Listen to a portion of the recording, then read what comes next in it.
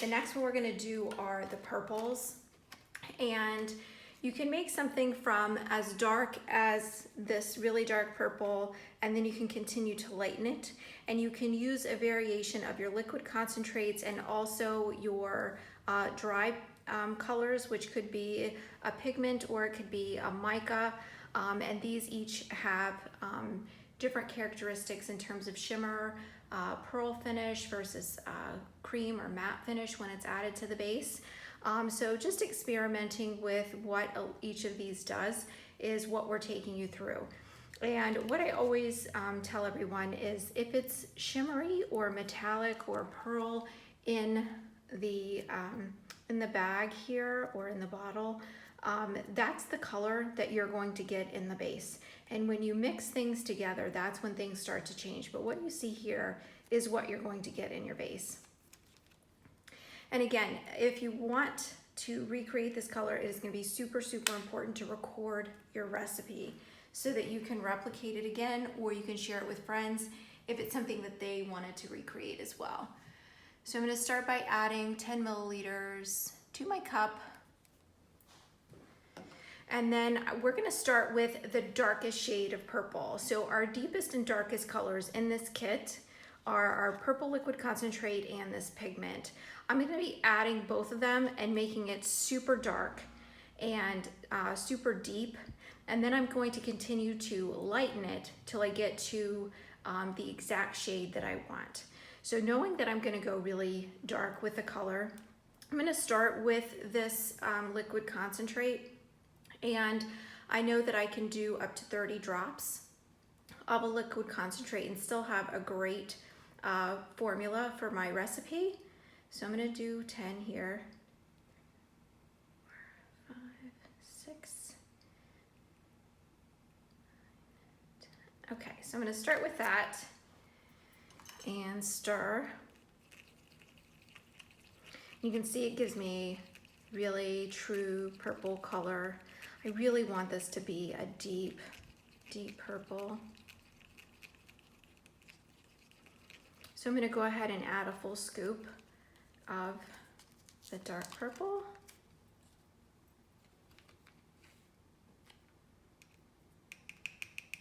And this is going to add a lot of color to it, but it's also going to not make it so bright. It's going to really deepen the color a lot. So you can see that instantly changed the depth of my purple, which is exactly what I wanted. And I want to continue to go deep with this. So I like where this is going. I want to double the intensity of this. So I'm going to add these things again. So 10 more drops of this.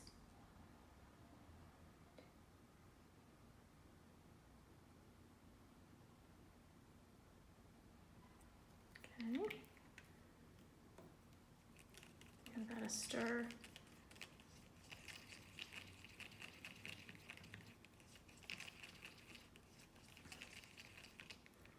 Gonna add another scoop of this pigment.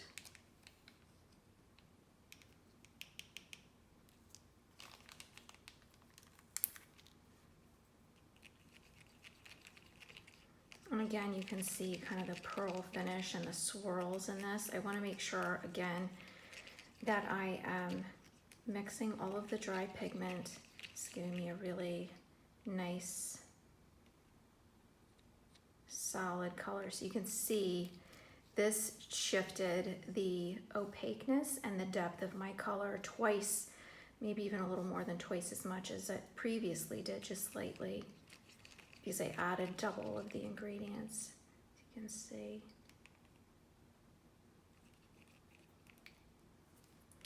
So I have one scoop of pigment left because I can do up to 3. I have 10 drops left.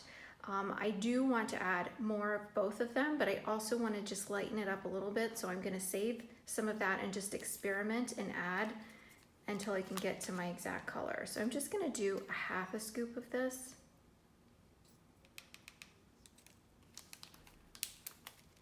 I'm going to deepen it just a little bit more.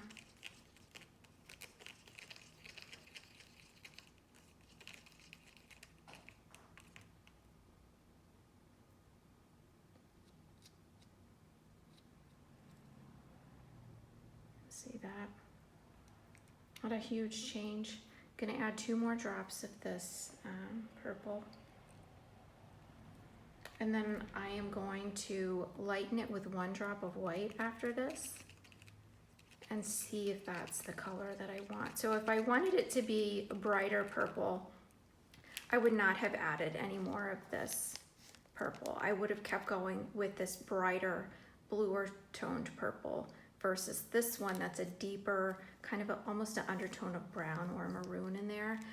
So those are the things that you can kind of pay attention to when you are mixing your color and really taking it in the direction that you want.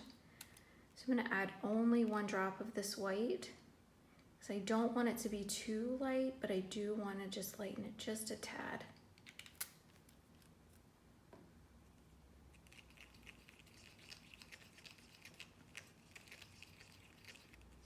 And the great thing about our kits as well is if you're buying more than one, so say you purchased this Floral Fancy kit and you purchase a different one that's a completely different color family, you can combine those kits to really get even more creative with the colors that you want to make. And so if I were to have our Sea and Sky kit, which has our blue and greens and yellows in there, I could even add some of the blue into this if I wanted to make it more of like a bluish purple, which would be really fun. So I like how it lightened it. I like how it made it more opaque. And now I feel like I want it to be a little bit more purple, so I'm gonna add some purple here. And there's 3 drops there. So I'm probably gonna hit my max with my ingredients on this.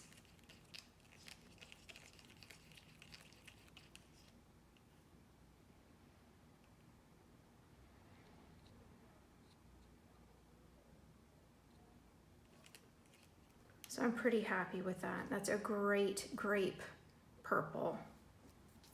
So I'm gonna go ahead and grab one of my bottles so that I can bottle this up. And we do recommend that you bottle your polishes as soon as you make them. Like, don't leave the cups open and out because your polish will start to dry out as soon as you stop stirring it, or even while you are stirring it. The longer it's exposed to air, the more dry it starts to make your polish. So same pouring technique we did for the other colors.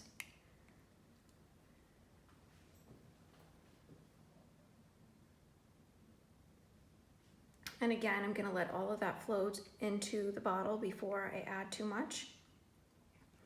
But generally you're going to do 2 full funnels or filled funnels up to 3/4 of the way, 2 times. And then after that is when you want to be careful with how much you add, because then you start to run into the area where you might overflow it. I love this purple. It is gorgeous. It has sort of a metallic finish. It sort of looks like melted grape candy. It's perfect for fall. So I am getting really close to the shoulder, so I'm going to be really careful adding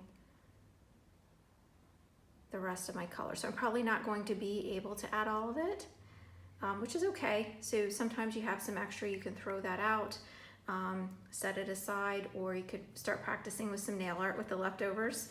But before you do that, make sure that you bottle your color up here. So there's this color here.